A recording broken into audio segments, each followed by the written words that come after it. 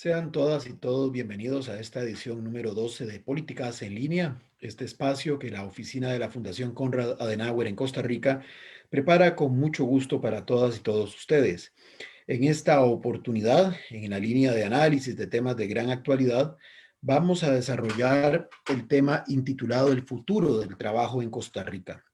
Para ello vamos a contar, como lo hemos hecho en los programas anteriores, con un experto que va a abordar diferentes aristas de esta temática de gran actualidad. Concretamente será el máster Ronald Bolaños, que es presidente de Mexoft, que es un consorcio Internet de las cosas. Ya ustedes tendrán la disponibilidad y el espacio para degustar de las diferentes valoraciones desde el punto de vista experto que don Ronald compartirá con la conductora del programa, doña Lady Jackson.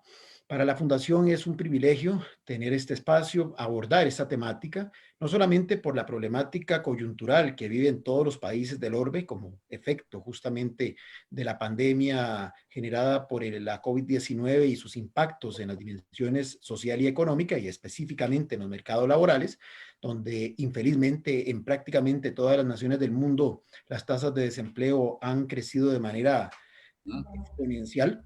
Pero Pero no. más allá de eso, lo más relevante es que esto también nos permite analizar los cambios estructurales que los mercados laborales ya de por sí estaban comenzando a expresar mucho antes de que la pandemia surgiere y que esta última lo que hizo fue acelerar esos procesos de cambio. Todo lo que tiene que ver con lo que se ha venido llamando la cuarta revolución, la digitalización de los procesos productivos, de los procesos económicos, que como a lo largo de la historia impactan el orden social y finalmente el orden político de la humanidad.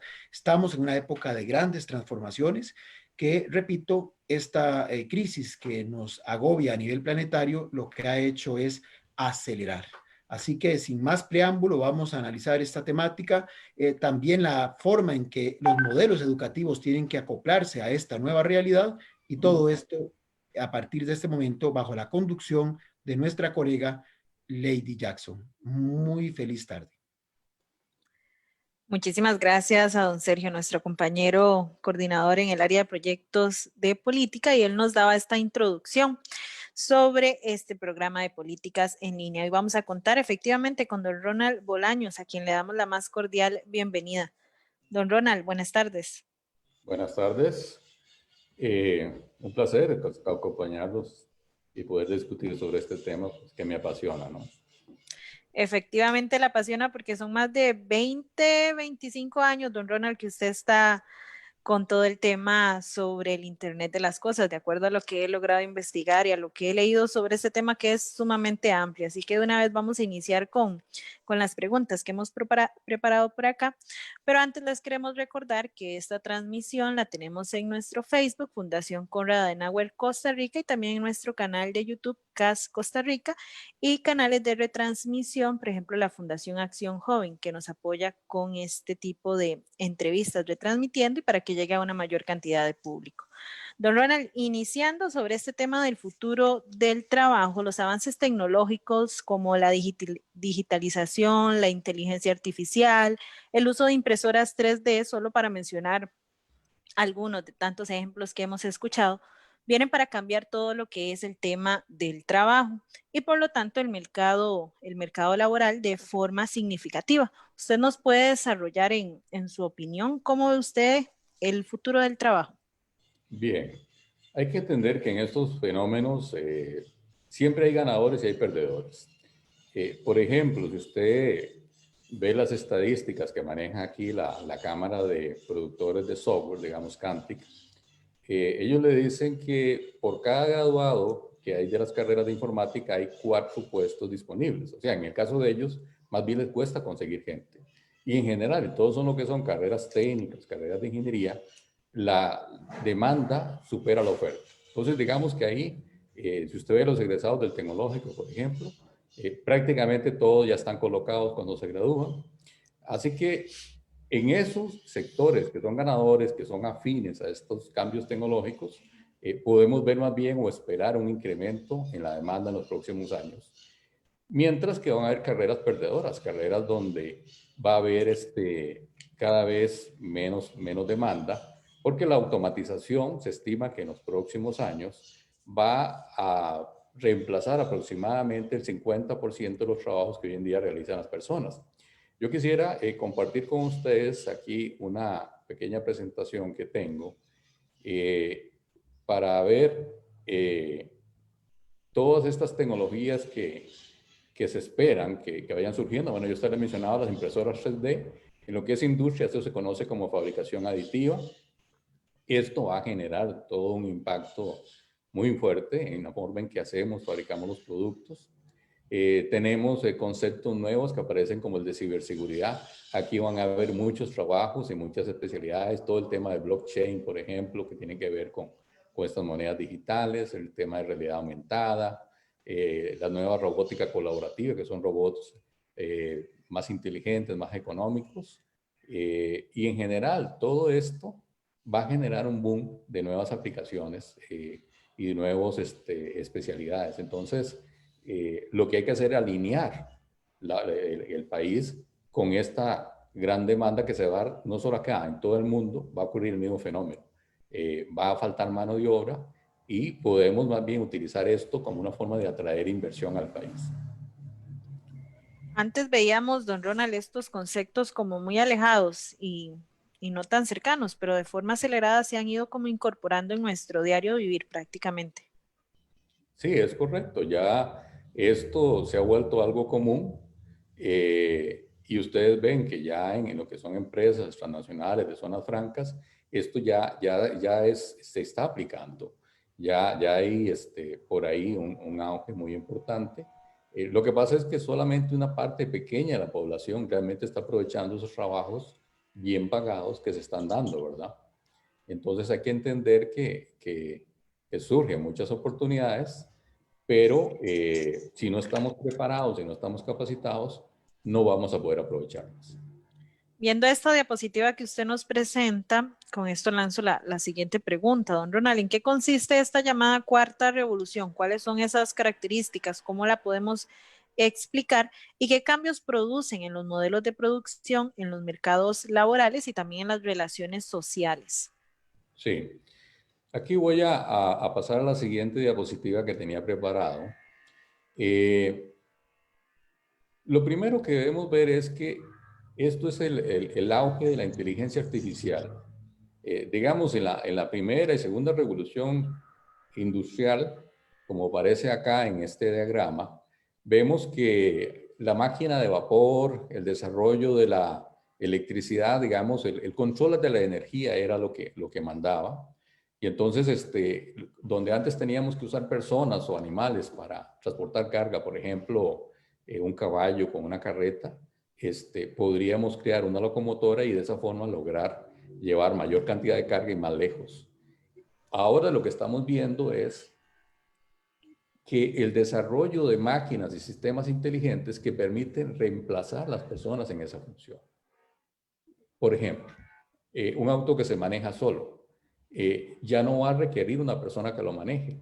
Y entonces, digamos, hay un montón de personas que viven de eso, que si ya se vuelve común esta tecnología, van a ser desplazadas. Y en general, toda la evolución de la robótica, que vemos que aquí los principales países que están apostando por eso son los asiáticos, incluso aquí China está liderando, digamos, a pesar de que tiene una gran cantidad de trabajos en riesgo, uno dice, bueno, pero qué raro, ¿cómo es que China, teniendo tanto mano de obra, se mete tan fuerte en el tema de automatización e inteligencia artificial? Bueno, es un tema de competitividad.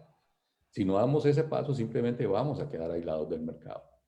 Entonces, lo que hay que tener claro aquí es que se trata de darle a las máquinas una función que hasta ahora no habían tenido, la inteligencia, el poder, digamos, en ciertas actividades tomar decisiones. Y esto yo lo comparo con un organismo. Es como, por ejemplo, si los vemos en el caso nuestro, hay muchas funciones que nosotros hacemos sin siquiera pensarlo. Por ejemplo, el respirar, todo el tema de la bombear sangre y todo eso, es algo que nosotros hacemos en forma automática, ni nos damos cuenta. Bueno, en una sociedad ya más avanzada, en el futuro, va a ocurrir esto. Las máquinas van a hacer una serie de trabajos y labores mecánicos repetitivos y las personas se van a encargar más de aquellas funciones más intelectuales que requieren capacidad creativa, imaginación, empatía, entender emociones.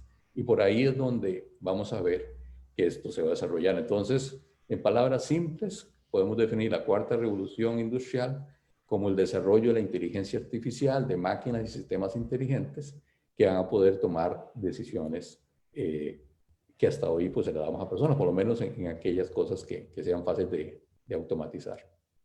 Don Ronald, vemos en esta misma diapositiva, por ejemplo, en la parte de robots industriales, Corea del Sur de primero, Alemania está como de cuarto lugar. ¿Qué representa eso? ¿Cómo eso ha ido cambiando y qué es lo que significa?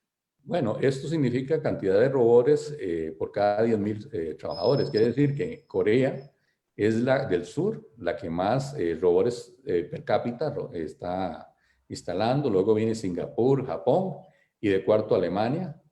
Vean que entonces los asiáticos son los que están dominando en lo que son este tipo de desarrollo de tecnologías, por lo menos en la implementación. Y aquí obviamente todo esto se refiere al mundo desarrollado.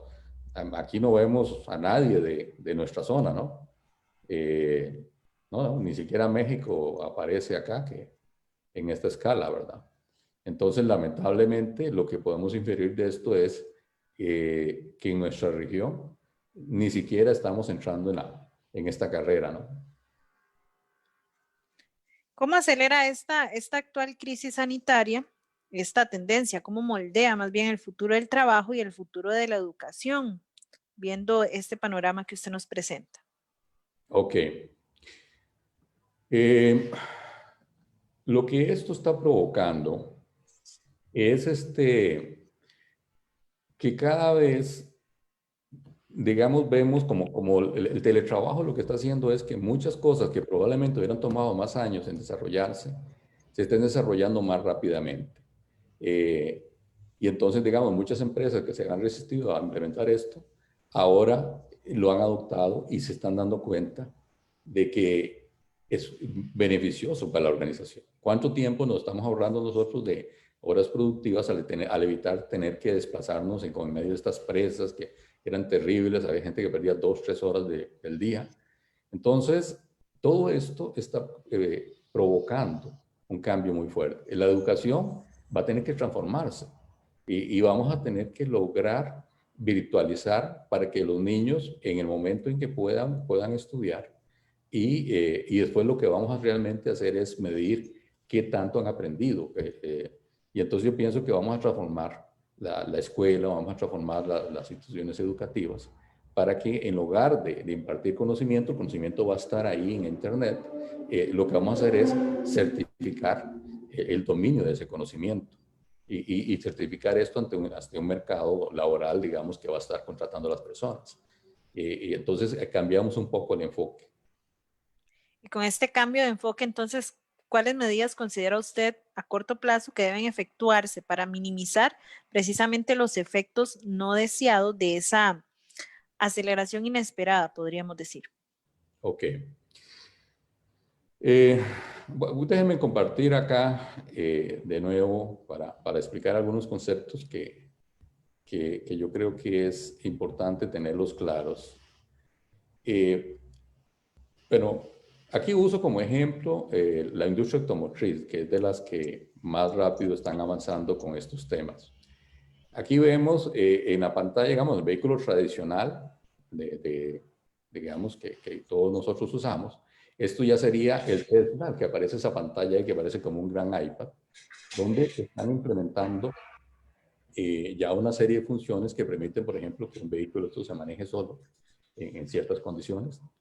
Entonces, esta nueva era lo que nos va a traer es productos donde incorporan muchísima electrónica, muchísimo software, y se estima que aproximadamente hoy en día, antes los autos requerían muchísimo, digamos, mecánica. Eran básicamente gente que conocía de electromecánica para poder diseñar y construir un auto. Hoy en día, estos vehículos básicamente son computadoras con ruedas. Entonces, se estima que es aproximadamente el 60% de las personas que trabajan en la industria automotriz hoy en día tienen alguna especialidad digital.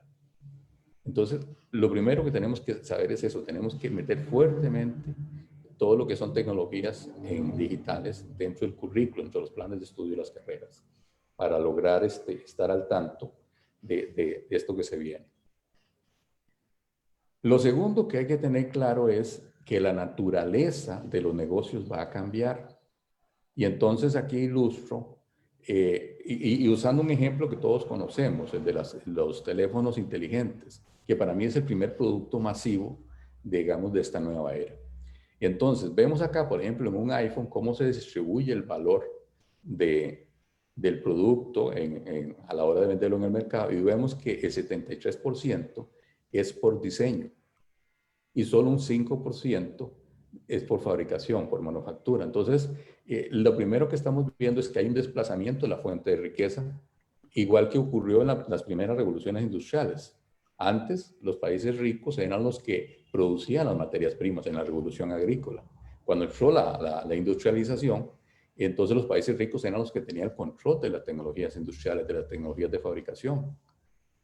Hoy en día está ocurriendo lo mismo, pero en el sentido de que ya no es el que controla la fabricación, no es el que hace el dinero, sino el que hace el diseño. Y uno ve, por ejemplo, que en los productos de Apple aparece eso que dice diseñado en California, producido en China, por ejemplo, fabricado en China. Y aparecen nuevos fuentes de ingreso. Por ejemplo, esta columna que aparece acá de servicios y aplicaciones, hoy en día las compañías telefónicas y Apple reciben por lo menos otro tanto de ingresos equivalente o comparable a lo que ganan por la venta del producto. Pero se debe a la venta de música, de videos, de aplicaciones. Conceptos como el monedero electrónico están haciendo que esto crezca cada vez más. Y entonces vemos que vamos hacia una sociedad que se orienta completamente hacia los servicios. Y entonces acá ya no va a ser negocio fabricar cosas, sino los servicios que yo puedo dar con esto. Y entonces, por ejemplo, negocios nuevos como que han aparecido, por ejemplo, el Uber. Uber no sería posible si no existieran los teléfonos inteligentes. Y entonces hay que entender esto, digamos, hacia dónde tenemos que ir, obviamente, a adquirir estos conocimientos, pero también a desarrollar esa capacidad innovadora, creativa, para poder incorporar estos nuevos servicios, estos nuevos conceptos de negocios, para poder mantenernos al ritmo de lo que está ocurriendo hoy en día, ¿no? Y sin duda alguna, don Ronald, entonces el factor humano es crucial para el éxito en las empresas en esta nueva era. Indudablemente, indudablemente. Aquí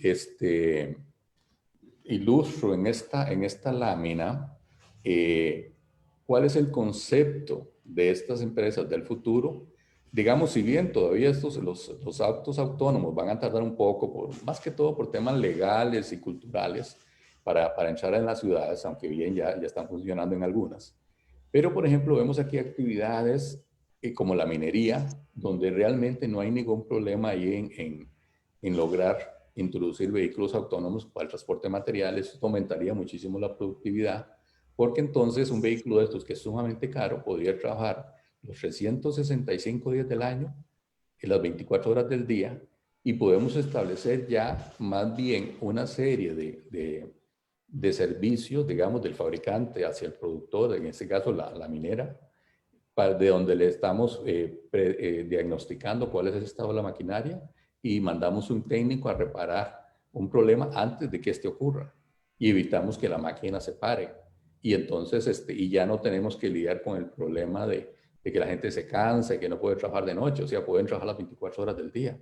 Entonces, básicamente lo que estamos viendo es que la gente, vamos a automatizar todos aquellos trabajos mecánicos y repetitivos y a la gente la vamos a ubicar en todo lo que son labores de diseño, labores de análisis de información, en general en cómo analizamos los datos para que van a haber enormes volúmenes de datos que se van a producir con estos nuevos sistemas para poder hacer más rentable el negocio y mejorar la relación con el cliente, etc. Entonces, básicamente nos estamos orientando hacia eso, hacia un sistema cada vez más que requiere personas más calificadas. Y acá detallo, digamos, un estudio que se hizo en Inglaterra, donde justamente se destaca eso. La productividad que alcanza una organización introduciendo tecnología informática, es solo el 2%. Sí, si me fijo solo en el impacto de la tecnología. Si yo me voy a desarrollar el personal, a capacitarlo con las mejores prácticas, tengo un 8% de aumento de la productividad. Y si combino las dos estrategias, un 20%, o sea, 10 veces más que si solo introduzco la tecnología. Entonces aquí hay que tener claro que realmente la clave para que estos sistemas funcionen es tener personas calificadas, competentes en el dominio de estas herramientas tecnológicas. Y eso es lo que hay que tener claro. Vamos hacia una era donde, y eso es algo curioso, entre más automaticemos, más dependientes nos volvemos de las personas, pero esas personas tienen que tener un conocimiento para garantizar que todo el sistema funcione y pueda operar como se espera. Y entonces eso requiere entender muchísimo y a profundidad la tecnología. Y de hecho, leyendo sobre este tema, don Ronald, veía precisamente lo que usted menciona, ¿verdad? Que es como unir estos dos grandes factores, la tecnología y todo lo que son las habilidades blandas en lo que son los puestos de trabajo, porque no se puede una sin la otra, y ahora usted lo reafirma, y es lo que he leído en todo este tema, ahora que estaba investigando sobre la entrevista. Sí, yo les puedo contar una anécdota, digamos, bueno, en mi caso yo soy profesor universitario, toda la vida lo he sido, y de hecho mi empresa surge como de un proyecto de investigación en el Tecnológico de Costa Rica, que después de 10 años de estar investigando sobre lo que era diseño, manufactura asistido por computador, decidimos dar el salto y crear la empresa para transferir lo que hemos aprendido en la industria. Y ya tenemos 20, o sea que ya somos como 30 años si somos los Cuando dos. empezaron, me imagino, don Ronald, que no veían esto ni tan siquiera cerca, mucho menos en No, América Latina. no, ya eh, realmente en aquella época era como un sueño, ¿no? Digamos, uno siempre sueña y es joven y es idealista y entonces es casi que una quijotada.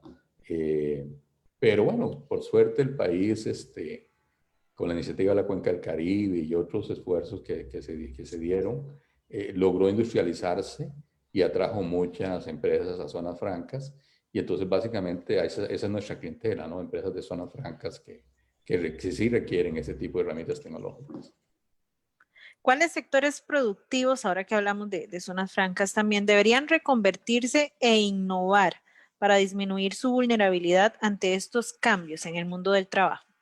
Bueno, los sectores más vulnerables son aquellos que hoy en día son muy manuales, muy artesanales. Eh, y esto es porque, digamos, anteriormente, por ejemplo, construcción, por poner un ejemplo.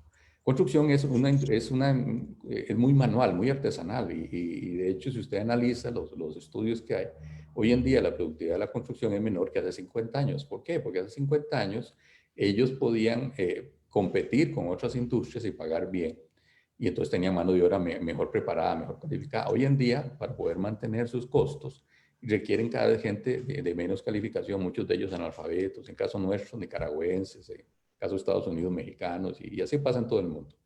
Entonces, ellos ahora tienen el reto de que, por ejemplo, si no sé si han visto ustedes en noticias donde se habla que China han logrado, usando impresoras 3D, imprimir una casa en 3 días.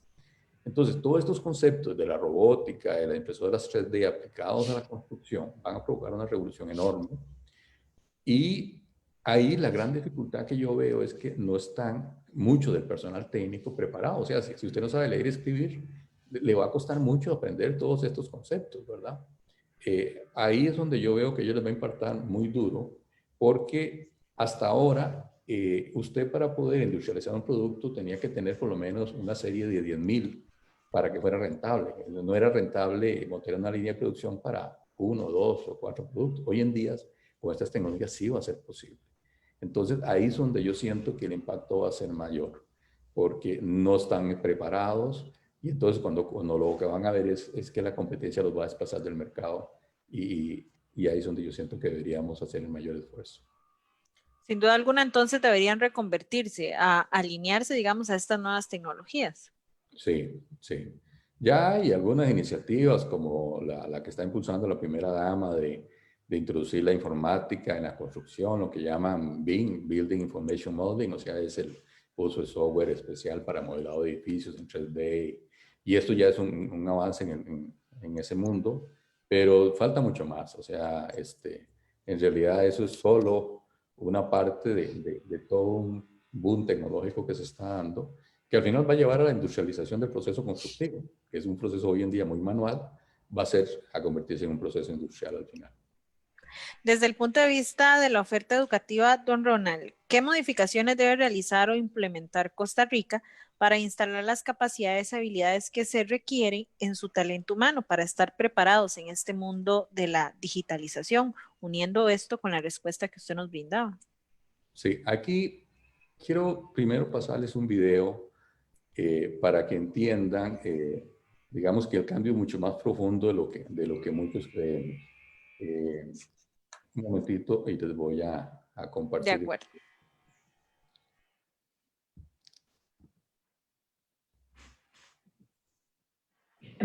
¿Todos los alumnos, todos los jóvenes tienen que ir a la universidad? Esa es una cuestión muy importante. Te contaré lo que he visto al revisar los datos de Estados Unidos, que no creo que difieran mucho de otros países. El 20% de nuestros alumnos de secundaria no terminan el instituto. El 20% termina el instituto, pero no continúa sus estudios y sufre inestabilidad o desempleo crónico. El 60% va a la universidad, pero de ese grupo, el 20% abandona. Al menos el 20% de ese grupo que acaba la carrera tiene un trabajo para el que no se necesita titulación universitaria y que no tiene un sueldo de titulado universitario. Eso nos deja con solo un 20% a los que les ha funcionado este sistema, enfocado hacia las enseñanzas superiores. Es una locura. Tenemos un sistema educativo en el que solo el 20% de los alumnos acaban consiguiendo un trabajo que requiera una titulación universitaria. Para mí, el auténtico desafío es que los niños tengan opciones reales, como hace Finlandia.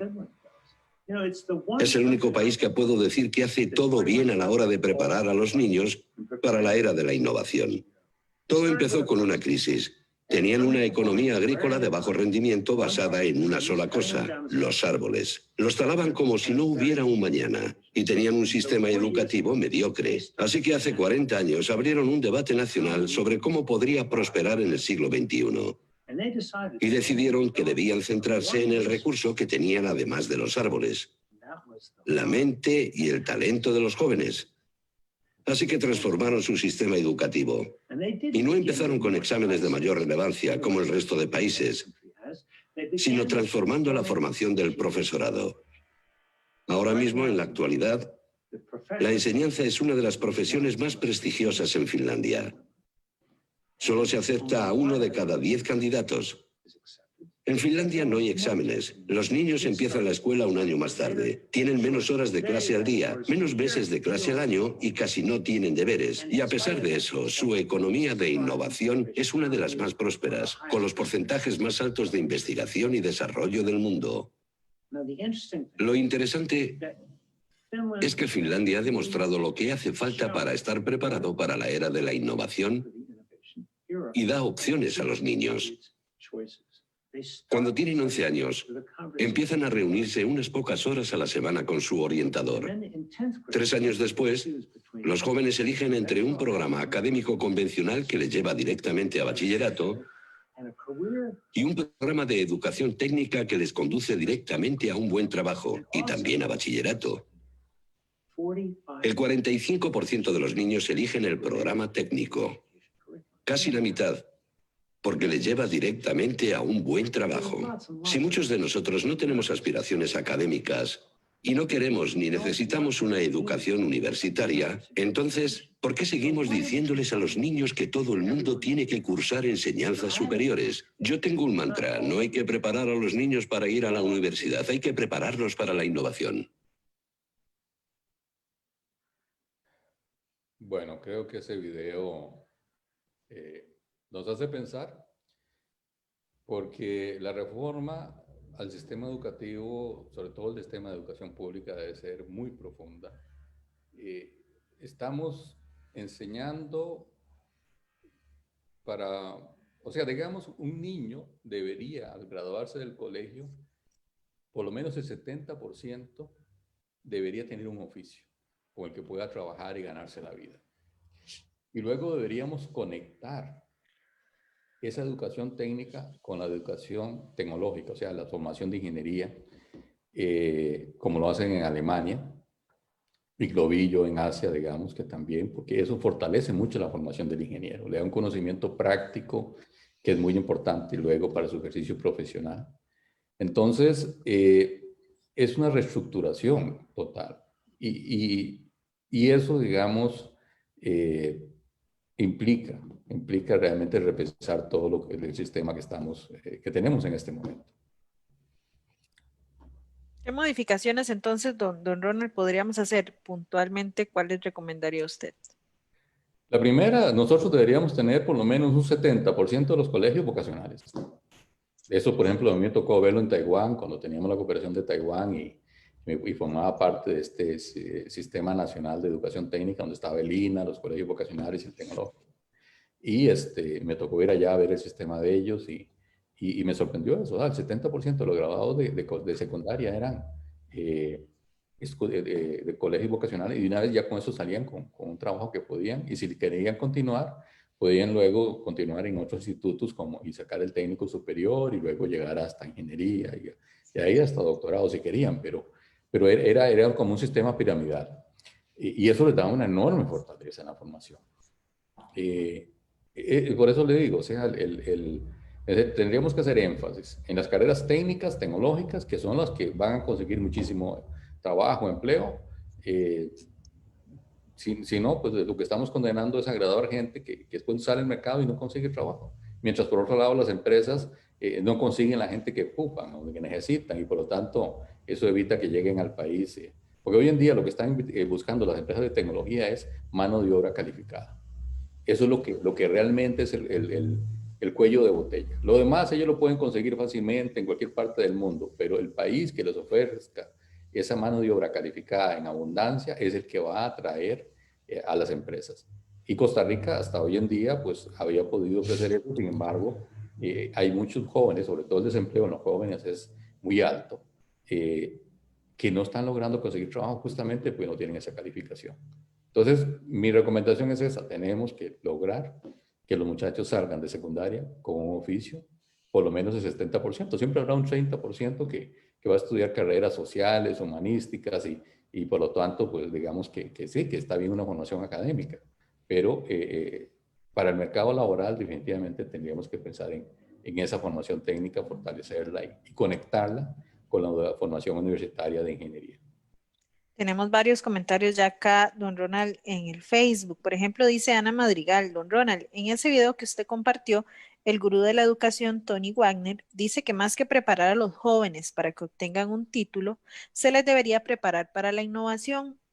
Pero ¿cómo innovar con una conectividad tan pobre en el país, con un Internet siempre lento, caro y asimétrico? Para innovar se requiere buena u óptima conectividad. No, indudablemente. Hoy en día, por ejemplo, veámoslo ahora con esto de esta misma charla virtual. Si no tenemos una buena conectividad, una buena conexión a Internet, realmente no podríamos hacerlo. Y lo mismo para dar clases virtuales y los niños pues, no puedan seguir avanzando, necesitamos una buena conectividad y que tengan acceso a computadores. Entonces, deberíamos, por ejemplo, Uruguay lo tiene eso, computadoras que le dan a los niños de escasos recursos y promueven la conectividad y todo lo demás. Entonces, eso es vital. Cuando hablamos de infraestructura del futuro, definitivamente una buena conectividad y una buena infraestructura informática es clave para poder lograr que la gente se vuelva más calificada. Respecto a este tema también de la educación, ¿cómo alcanzar una incorporación equitativa e inclusiva de las sociedades a los efectos del orden social derivado de la cuarta revolución, don Ronald? Aquí hay un modelo que a mí me gusta resaltar porque lo hacen muy bien y aquí Se los voy a... Todos los alumnos, todos los... Ok, aquí está. Este es el el logo de sede Don Bosco. Este es un proyecto, como el nombre lo dice, de los salesianos, que ha tenido la colaboración del sector empresarial y está ubicado en Alajuelita, es una zona urbana marginal. Y entonces le dan formación técnica a estos muchachos en especialidades que son muy demandadas por el sector industrial sobre todo. Y entonces pueden conseguir muy buenos trabajos y con eso les abre ya oportunidades para poder avanzar en la vida y poder ayudar a sus familias. Esto ha provocado un gran cambio social en esa zona. Entonces, cuando hablamos de cómo logramos hacer más inclusivo la educación y todo, este es un modelo excelente que deberíamos replicar. Porque es un modelo que ya está adecuado a nuestro entorno. A veces la gran dificultad para uno cuando uno va afuera y ve el modelo alemán y ve el modelo asiático, etcétera, es, bueno, son otras culturas. ¿Cómo logramos adaptar esos modelos educativos a nuestro entorno? Y ellos ya lo han logrado. Entonces yo creo que aquí tenemos que aprovechar esta experiencia que ya existe, que es exitosa, para poder replicarla. Y esta para mí es, digamos, el modelo a seguir. Entonces, creo que con esto, como dice una imagen, un ejemplo vale más que 1000 palabras. Creo que por ahí es la solución para lograr esto. Tenemos acá ya también varios comentarios. Don Ronald dice, don Víctor Garro Martínez, gracias por esta oportunidad de conocer más sobre el mercado laboral. Francisco José Maldonado Donaire, muchas gracias por la invitación a tan destacados expositores e interesante tema. Saludos desde Honduras. Nos dice Ani Luque, saludos y gracias por dar estas charlas. Saludos, Anita Luque Zapata. Son parte de los comentarios que tenemos por acá. Y seguimos entonces, don Ronald, con las preguntas. Les recordamos a las personas que todavía pueden plantear sus preguntas en nuestro Facebook Live y con gusto ahí las vamos a ir respondiendo. Siguiendo con las preguntas, don Ronald, dado el carácter transversal de este tema de la educación, como bien usted lo mencionaba con este ejemplo y con la imagen que nos proyectaba, la educación como factor de cambio social, ¿cómo se ven impactados los modelos educativos formales en función de la cuarta revolución? Ok. Como lo explicaba en el video, hoy en día todo el mundo habla del modelo finlandés. Y a uno lo sorprende cuando comienza a analizar este modelo y se da cuenta que realmente ahí no se hace énfasis en que los niños memoricen datos y repitan eso en una evaluación, sino más bien en despertar el interés de los niños por el aprender, por el conocimiento. Es un aprender a aprender, es despertar la pasión por lo que es la ciencia, la tecnología. Y esto significa más desarrollar los valores, las habilidades blandas. Y tenemos que tener educadores muy motivados, excelentes, como dicen, buscar las mejores personas para esto, que es lo que ha hecho Finlandia. Entonces, más que cambiar metodologías o hacer ajustes como lo que hemos venido haciendo hasta ahora, tenemos que repensar el modelo y realmente hacer cambios radicales, porque así como vamos realmente no vamos a seguir más de lo mismo. De hecho, Costa Rica tiene esa característica, ha invertido muchísimo en educación, pero ya el modelo se está agotando porque estamos viendo que si nos comparamos con otros países de la OCDE, la cual acabamos de ingresar, gastamos más porcentualmente per cápita que esos países y tenemos resultados más pobres. Entonces aquí, más que cambiar metodologías, significa repensar el modelo, qué es lo que queremos lograr y esto va a ser el reto realmente. Dice Eugenia Iglesias en un comentario acá en el Facebook, Costa Rica definitivamente debe implementar y continuar con la educación dual y también señala que otro modelo a seguir es el de Estonia. Sí, Estonia es un muy buen ejemplo y es interesante, ¿verdad? Es un país pequeño, igual que nosotros.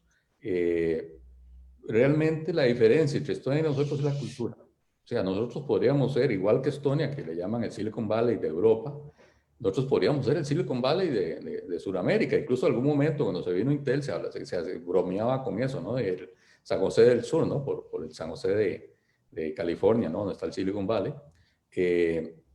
Pero realmente son limitaciones ahí culturales las que tenemos que vencer, ¿no?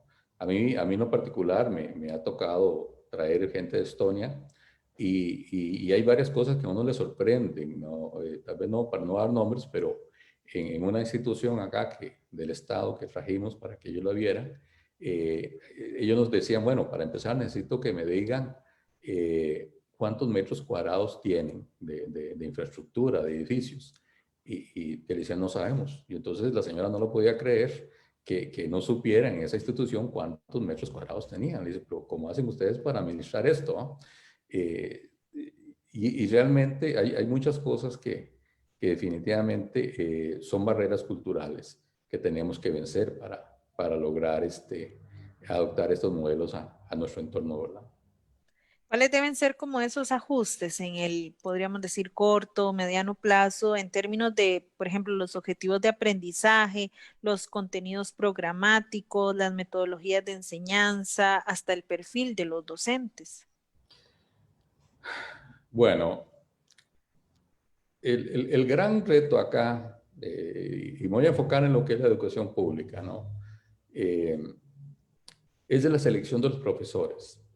Digamos, no es posible que si queremos, porque determinamos que desarrollar el inglés como segundo idioma es clave para la educación del país, para desarrollar el bilingüismo, que si hacemos un examen a los profesores, resulta que 2/3 no lo pasan, y entonces dice, bueno, ¿cómo van a enseñar inglés si ellos no dominan el idioma? Entonces empecemos por ahí, o sea, tenemos que tener profesores idóneos que realmente dominen y que sean los mejores en ese campo. Segundo, tenemos que tener profesores apasionados que transmitan esa pasión a los niños. O sea, uno no puede esperar y eso creo que todos nosotros en nuestra vida recordamos ciertos profesores que se les notaba esa pasión por enseñar y eso motiva al estudiante. Entonces, usted no puede pretender que el estudiante ame estudiar si usted no ve a un profesor que esté apasionado y que transmite esa pasión al estudiante. Entonces empecemos por ahí. Mientras no tengamos esos educadores idóneos, va a ser muy difícil un cambio en el sistema. Segundo o tercero, ya tenemos que ligar los resultados al pago de los profesores. Es la única cosa que se ha visto que realmente produce cambios en el sistema.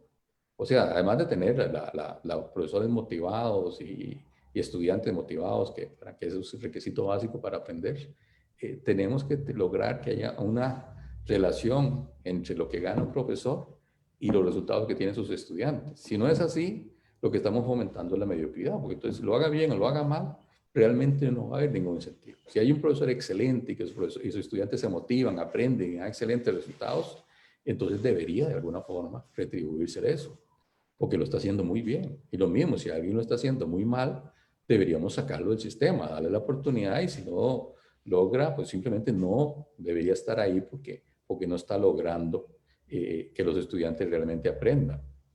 Entonces, yo diría que esas son las cosas para mí básicas que tenemos que hacer.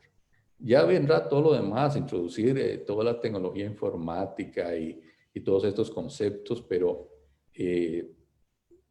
si no, esto no va a funcionar. Yo en algún momento, cuando estuve con esta cooperación taiwanesa, se hizo toda una donación de tecnología a los colegios vocacionales para introducir lo que era el diseño y manufactura asistido por computador, y algunos lo aprovecharon.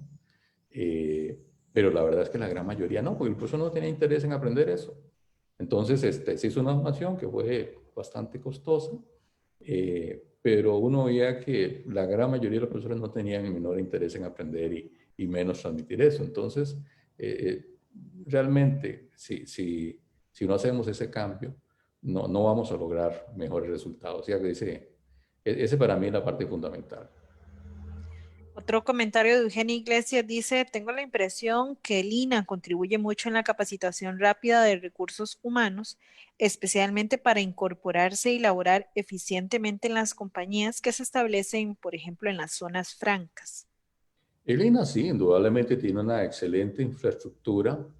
El problema del INA es, y yo lo comparo con sede Don Bosco, que conozco los dos, es que para lograr los mismos resultados que sede Don Bosco, en cuanto a la calidad de los técnicos que gradúan, según unos datos que me han dado, gasta 10 veces más dinero. Entonces yo siento que cuando hablo de replicar el modelo de sedes, me refiero a poder cubrir por lo menos un 70% de la población.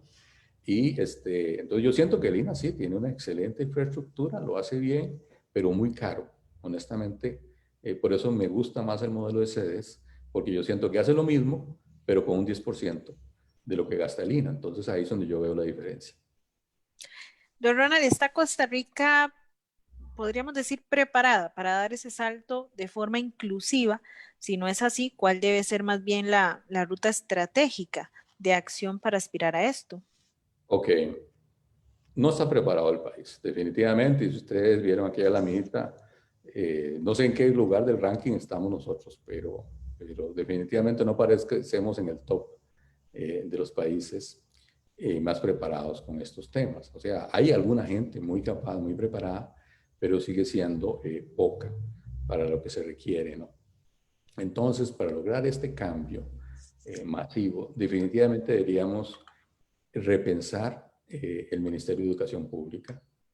Yo he meditado mucho sobre esto y llego a la conclusión de que definitivamente no veo al Ministerio de Educación como un empleador. No, no creo que funcione, viene todo el problema de la burocracia, de los sindicatos. Entonces, creo que deberíamos pensar que esos fondos funcionarán como becas donde realmente vayan a beneficiar al estudiante.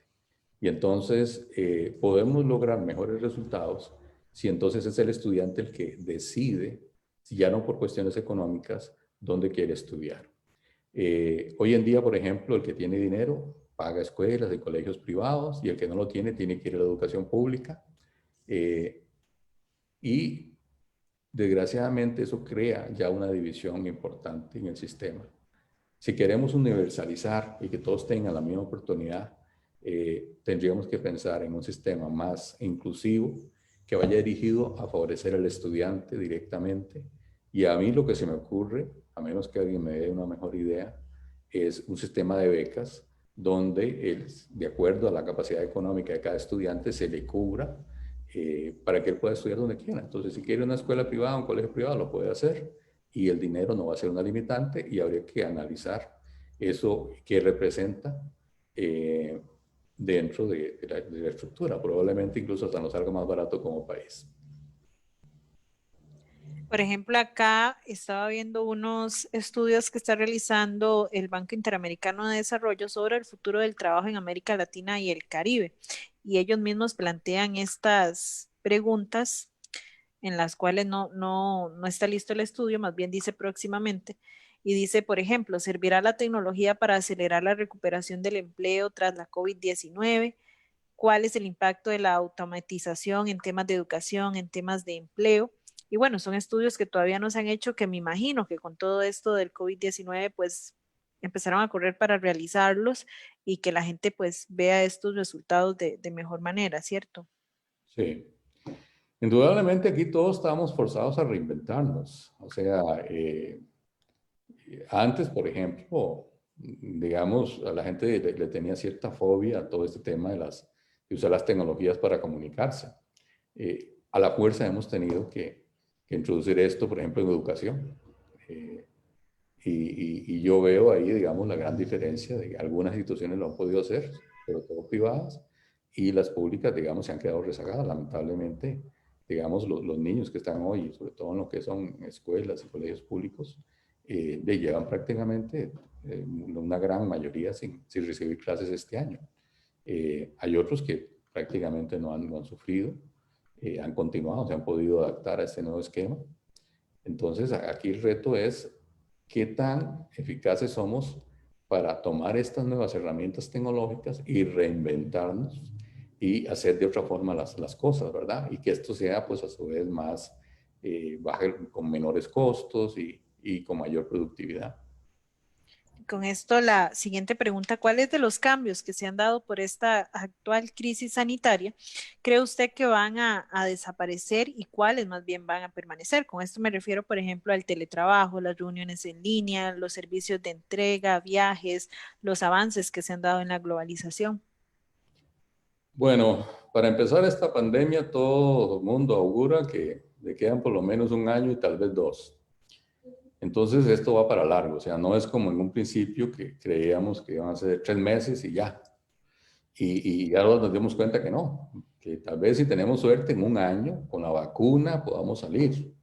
Pero por otro lado uno ve que esto de las vacunas probablemente primero van a ser para el mundo desarrollado y los demás vamos a tener que hacer fila y entonces puede ser que nos toque hasta dentro de 2 años el salir de esto, ¿verdad?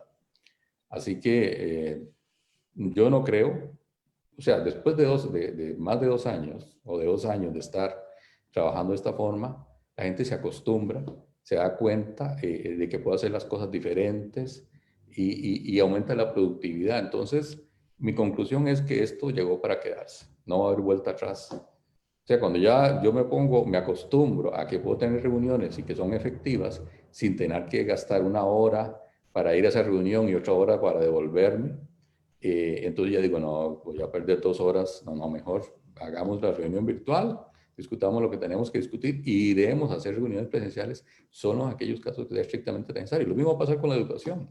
Yo estoy ligado a una universidad privada, Fidelitas, que trabaja en la parte de ingeniería. Y me ha sorprendido, digamos, el caso de estudiantes que más bien han aprovechado la pandemia para llevar más cursos. Algunos de ellos me decían, mire, es que yo antes no podía porque por el trabajo tenía que estar saliendo del país, entonces me dificultaba mucho. Ahora, como voy a llevar la clase virtual, entonces no importa que esté en Panamá o que esté en otro país. Entonces, para mucha gente ha sido una bendición esto de la virtualización de las clases. Y más bien estaban apurándose por sacar más clases. Hay otro caso ahí interesante, una muchacha que se quedó ya encerrada en Polonia por este tema de la pandemia y entonces está siguiendo desde allá, de Polonia. Entonces, uno ve que definitivamente esto, cuando ya uno comienza a entenderlo y a descubrir cómo funciona, le encuentra el gusto y se da cuenta que ya no hay vuelta atrás. O sea, honestamente yo no creo que ninguna de estas tecnologías vaya a desaparecer, al contrario. Para mí estamos en una aceleración que apenas está empezando, porque seguido se nos viene todo el tema del cambio climático. Y ya estamos viendo impactos por el tema del cambio climático, el tema de la intensificación de los huracanes y las lluvias y los desastres naturales. Entonces, en la medida en que tomemos más conciencia sobre esto, vamos a tener que reinventar todos los sistemas productivos, modificar los hábitos de consumo para realmente garantizar una sociedad sostenible. Y entonces, yo creo que esta pandemia, si bien en el corto plazo, en el mediano plazo, va a ser muy duro, un golpe muy duro para la humanidad, en el largo plazo va a ser beneficiosa porque nos va a hacer repensar lo que estamos haciendo y de una vez vamos a tomar un impulso que de otra forma probablemente no lo hubiéramos hecho para comenzar a modificar todo nuestro esquema productivo y hacerlo más amigable, más ecológico. Es más, vean ustedes todas las noticias que se destacan ahora de cómo ha disminuido la contaminación en el planeta debido a que la gente está en sus casas y cómo los animales salen y entonces hay un montón de videos y que sorprenden a la gente por lo que ha ocurrido. Entonces ya uno se pone a pensar, bueno, realmente lo que estamos matando al planeta somos nosotros, porque muchas veces se habla de que hay que salvar el planeta. No, lo que hay que hacer es salvar la humanidad de sí misma. Y yo creo que esto va en ese sentido, ayudarnos a repensar nuestro estilo de vida, qué es lo que realmente queremos. Ahora mismo, por ejemplo, que hay tanto desempleo y que la automatización podría decirse, bueno, va a aumentar el desempleo. Pero realmente la automatización lo que va a hacer es más productivas a las personas, más competitivas a las empresas, va a generar más riqueza. Y lo que tenemos que hacer como sociedad es ver cómo distribuimos mejor esa riqueza. Tenemos que garantizarle a la gente sobrevivencia para mantener la paz social. Tenemos que educar mejor a las personas y darles mayores oportunidades y probablemente reducir jornadas de trabajo.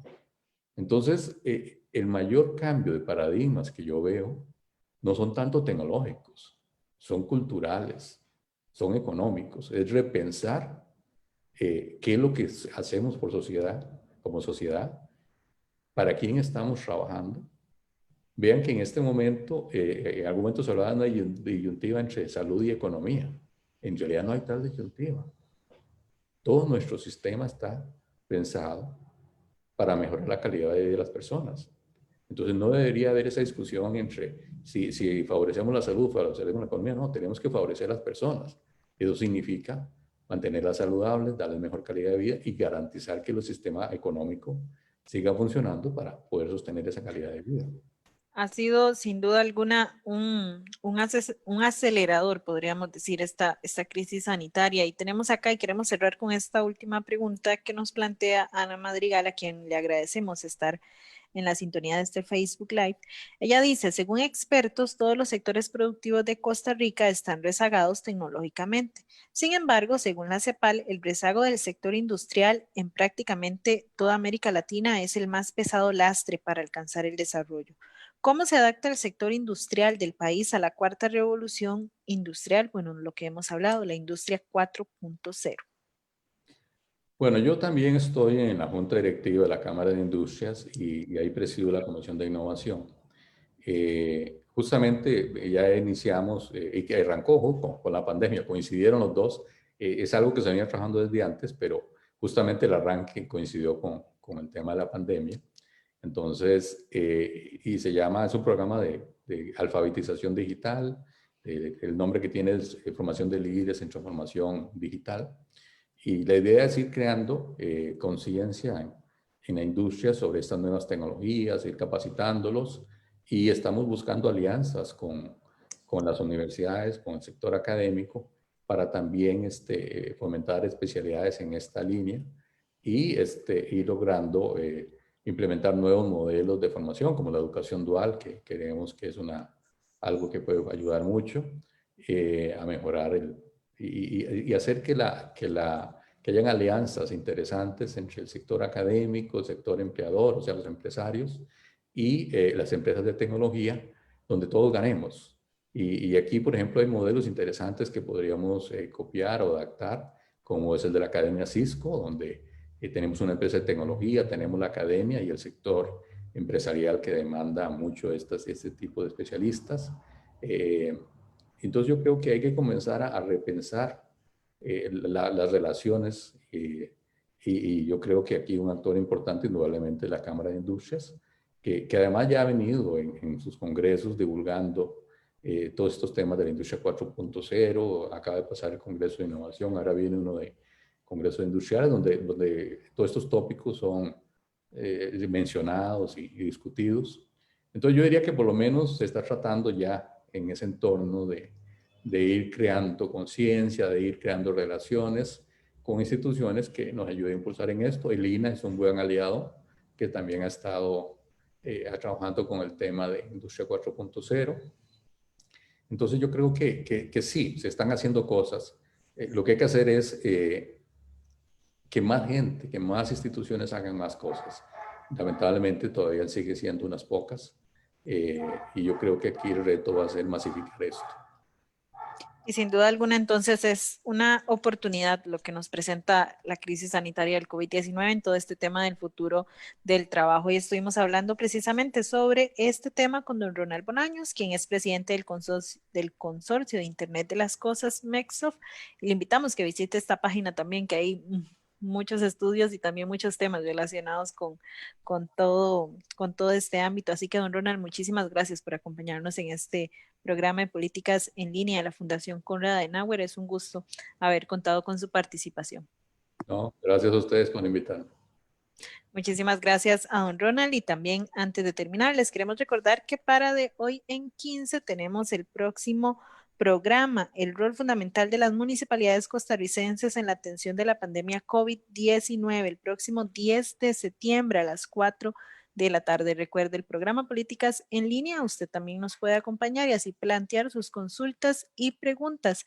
La compañera Maureen ya nos está proyectando en pantalla el afiche del próximo programa, el 10 de septiembre. Recuérdenlo entonces, rol fundamental de las municipalidades costarricenses en la atención de la pandemia COVID-19. Y de esta manera finalizamos Políticas en Línea. Muchas gracias por su compañía y sus comentarios. Les esperamos en nuestro próximo programa. Que pasen muy buena tarde.